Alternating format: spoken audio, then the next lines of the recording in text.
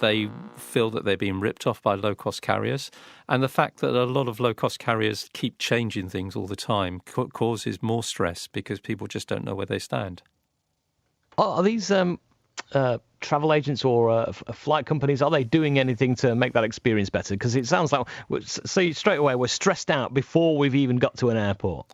Well, I think in a lot of ways, the one thing that the low-cost carriers seem to have forgotten, and it's one of the things they were set up for, was to keep things simple. And if you can keep things simple, then people then certainly switch into that. We are just a peak season operator. We operate in flights out of Manchester to Tenerife. We try to keep things as simple as possible. We have a low-cost baggage option. We don't charge for seats, and we fly people there.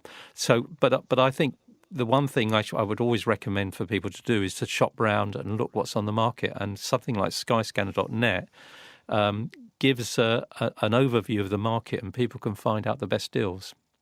See, I don't mind going on an airplane. I find it great fun. And I don't even mind the airport experience because it is what you make of it, I suppose. But the one thing that stresses me when it comes to booking, having two young children, is the chance that they're going to be split up from us on the flight and placed somewhere else on the plane. And there's never any guarantee when you're booking that it's going to be sorted out when you get there. Well, I think the CAA has expressed some concerns about this. They've expressed concerns that airlines are making huge amounts of money on seat reservations. They've also expressed concerns that certain airlines are deliberately splitting people up if they don't pre-reserve seats, and so to drive revenue. So the one thing we try to do is we guarantee that everyone will be sat together as long as they check in on time.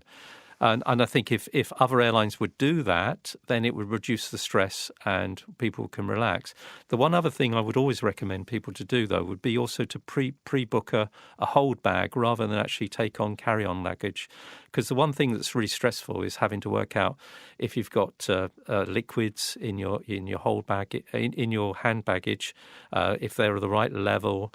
And also when you get on the aircraft to try and find a space in the overhead locker, it's just very stressful. If you can pre-book a bag for the hold, then you can just relax.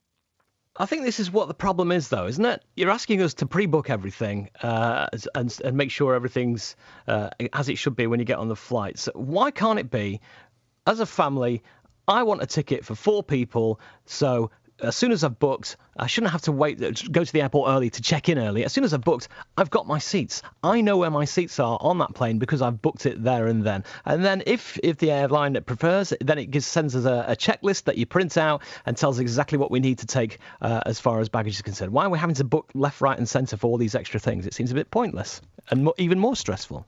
Well, that's just the way the low-cost carriers have developed and evolved. In the old days, 20 years ago, a lot of these things were inclusive. People didn't have to worry about being sat together because they knew they would be sat together and they would be guaranteed.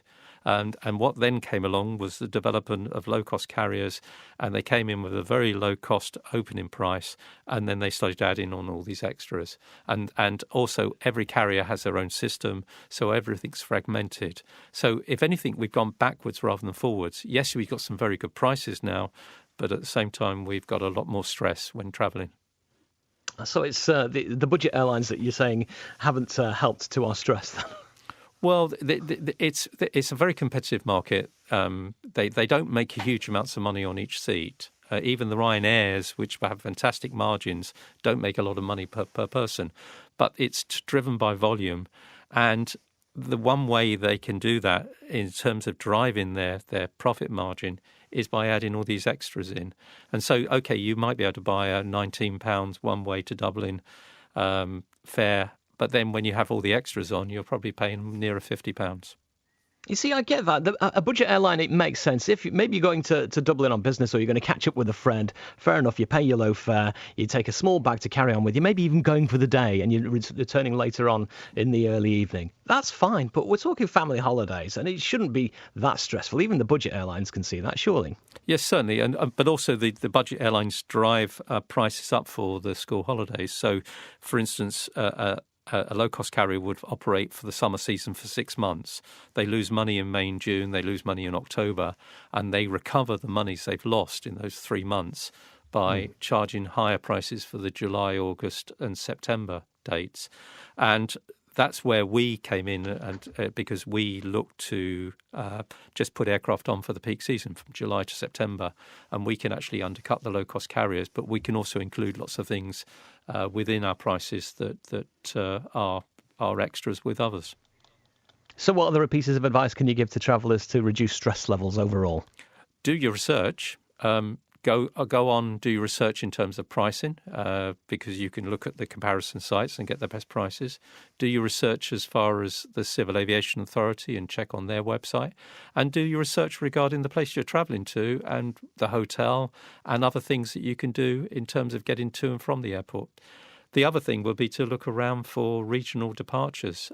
Manchester Airport is a fantastic airport. It's got 2 runways, plenty of airport capacity, unlike London.